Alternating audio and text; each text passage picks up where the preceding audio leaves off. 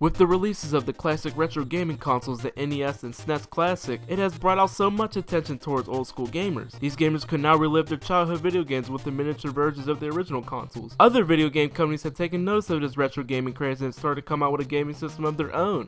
This right here, ladies and gentlemen, is called the FC Pocket, and today we're going to talk about how this strange device compares to Nintendo's products. I'm Robez, and this is SnooksGaming. I was scrolling through my phone on Facebook Marketplace in fact, and stumbled upon something that caught my attention in the gaming section of the marketplace. It looked like a Game Boy Micro from a post that somebody did trying to help explain what they were selling. I clicked the item's description and saw there was something called an FC Pocket.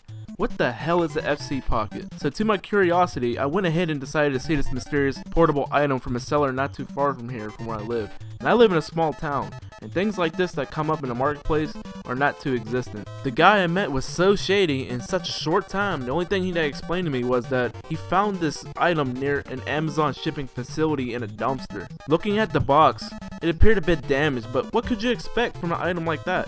It was a trash item. I was so curious to what was inside and ended up buying it off right there in plain sight.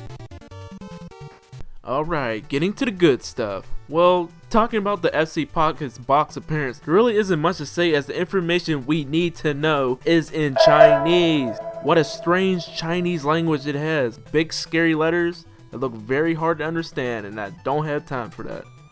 Well, the only thing left is to try the power of the internet. I'm going to use the Google Translate feature and try to translate the language to English. That's our only hope at this point. Well, we got a few words out of this jumble mess.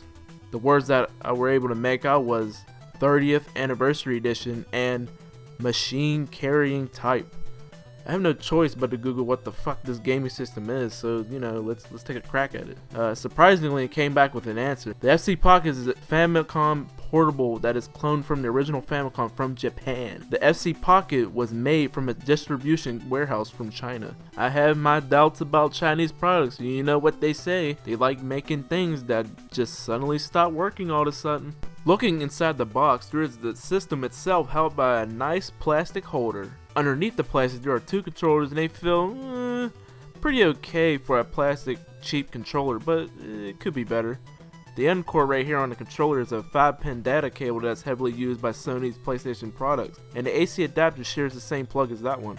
Also included is a mini game card that is supposed to be used with the system. Strange enough, the card looks a lot like a GBA cartridge, and sadly GBA games cannot fit into the system. Okay, let's look at the system itself. It has a directional pad and 4 buttons on the side, B and A, and also BB and AA. I'm assuming these had to be turbo buttons. There's a start and select and also reset button on the front. What I find really weird and very strange is that the reset button is way too close to the D-pad, as somebody could easily reset the console by mistake.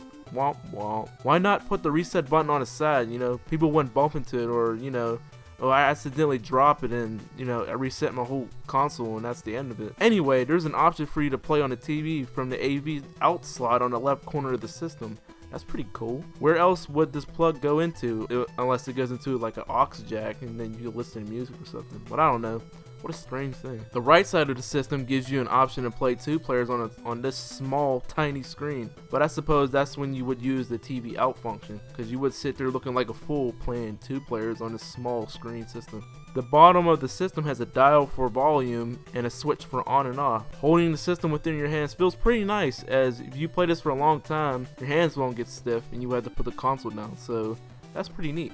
Turning on the system, we are introduced to a language selection screen that allows us to read games in English and Chinese, and we just had that dispute earlier. I don't know any Chinese, so let's select English. After selecting English, here are the games, and up at the top, this system has 472 games in one, so let's see if that's true. Judging from the list of all these games, I scrolled through them, and there are actually that many games on the system. That's very surprising for a bootleg console. I was expecting some repeat games, but that's not the case here. Let's try out the game we know for sure. Aha! Super Mario Bros. 3.